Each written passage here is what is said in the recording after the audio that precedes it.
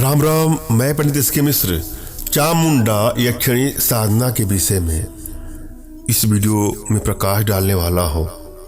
अगर आप इस यक्षिणी की सिद्धि कर लेते हैं तो जब भी आप सोएंगे तो अर्धरात्रि में साधक को सभी शुभ और अशुभ फल को स्वप्न में बता देती है।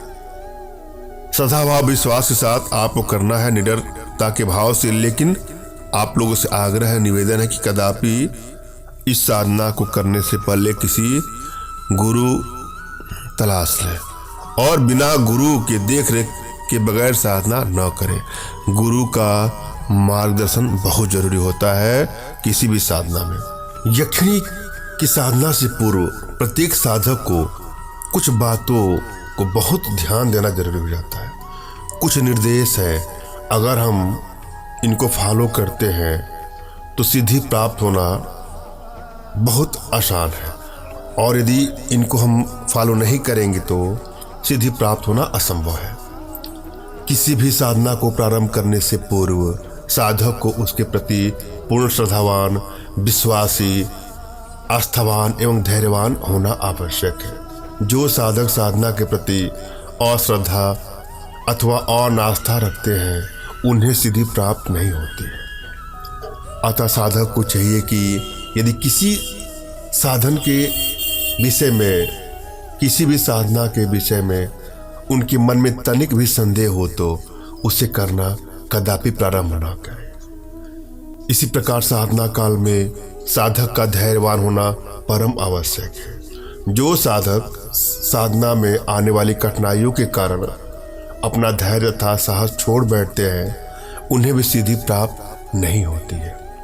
अनेकों बार ऐसा भी सुना और देखा गया है कि साधना काल में आने वाली कठिनाइयों से विचलित हो जाने के कारण साधक को शारीरिक अथवा अन्य प्रकार की हानियां उठानी पड़ी है।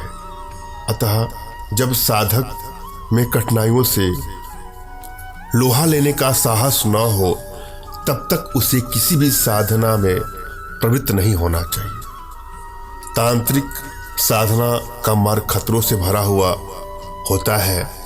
इसमें तनिक भी असावधानी, प्रमाद, भूल अथवा साहसीनता साधक के लिए प्राणघातक सिद्ध हो सकती है।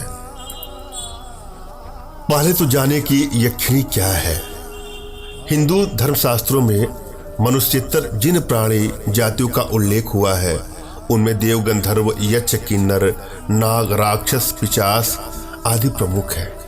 इन जातियों के स्थान जिन्हें लोक कहा जाता है भी मनुष्य जाति के प्राणियों से भिन्न पृथ्वी से कहीं अन्यत्र अव्यवस्थित है।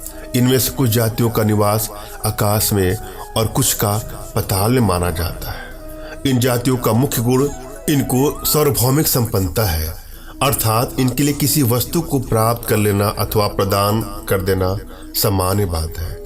ये जातियां स्वयं विविध संपत्तियों की स्वामिनी है।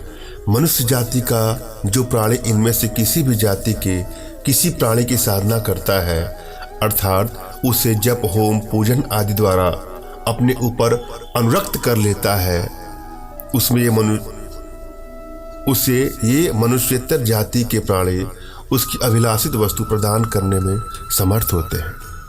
इन्हें अपने ऊपर प्रसन्न करने एवं उस प्रसन्नता द्वारा अभिलाषित वस्तु प्राप्त करने की दृष्टि से ही इनका विविध मंत्रोपचार आदि के द्वारा साधन किया जाता है, जिसे प्रचलित भाषा में सिद्धि कहकर पुकारा जाता है।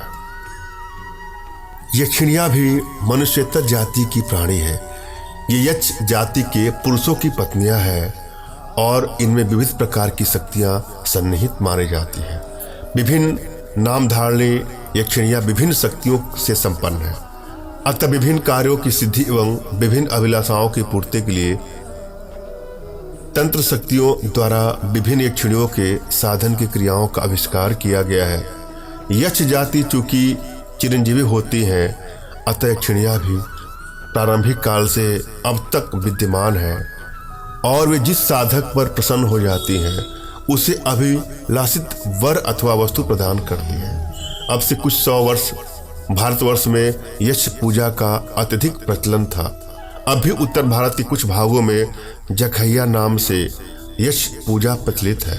पुरातत्व विभाग द्वारा प्राचीन काल में निर्मित यक्षों की अनेक प्रस्तर मूर्तियों की खोज की जा चुकी है। देश के विभिन्न पुरातत्व संग्रहालयों में यक्ष तथा यक्षिणियों की विभिन्न प्राचीन मूर्तियां भी देखने को मिल सकती हैं। कुछ लोग यक्ष तथा यक्षिणियों को देवता तथा देवियों की ही एक उपजाति के रूप में मानते हैं और उसी प्रकार उनका पूजन तथा आराधना आदि भी करते हैं।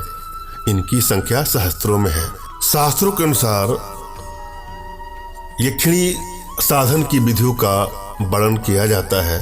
शास्त्रों में लिखा गया है कि साधन काल में तथा उसके पश्चात साधक को चाहिए कि वह मांस, मदिरा एवं पान का परित्याग कर दे और किसी का स्पर्श न करे। साधन काल में प्रतिदिन प्रातः काल नित्य कर्म से निवृत्त हो स्नान करके किसी एकांत स्थान में मृग चर्म पर बैठकर मंत्र का तब तक जप करे जब तक कि सिद्धि प्राप्त न हो। जिस यक्षिणी के साधन में जिस विधि का उल्लेख किया गया है उसी के अनुसार आचरण करना चाहिए। यक्षिणी का ध्यान करते समय उसका माता, भगिनी, पुत्री अथवा मित्र के रूप में चिंतन करना और जब भी आप कोई साधना करें तो गुरु की सानिध्य में करें। साधना के विषय में आप कुछ भी जानना चाह रहे हो तो कमेंट बॉक्स के नीचे आपको टाइप करना है। हम इस साधना विधि के बारे में आगे बढ़ेंगे। यहाँ पर एक मंत्र की आवश्यकता है। पहले जरा मंत्र को सुनिएगा और समझिएगा। मंत्र है ओम क्रीम आगच्छ आगच्छ चामुंडे श्रीम स्वाहा। पुनः सुन ले, ओम क्रीम आगच्छ आगच्छ चामुंडे श्रीम स्वाहा। साधना विधि क्या है? मिट्टी और गोबर से पृथ्वी को लीप कर उस पर कुश बिछा दें। फिर पंचोपचार एवं नैवेद्य से देवी का पूजन कर रुद्राक्ष की माला से जो मंत्र है उसका 10 लाख आपको जप करना है। तो चामुंडा यक्षिणी प्रसन्न होकर सोते समय अर्धरात्रि में साधक को सभी शुभ और अशुभ फल स्वप्न में कह देती है। धन्यवाद। राम राम।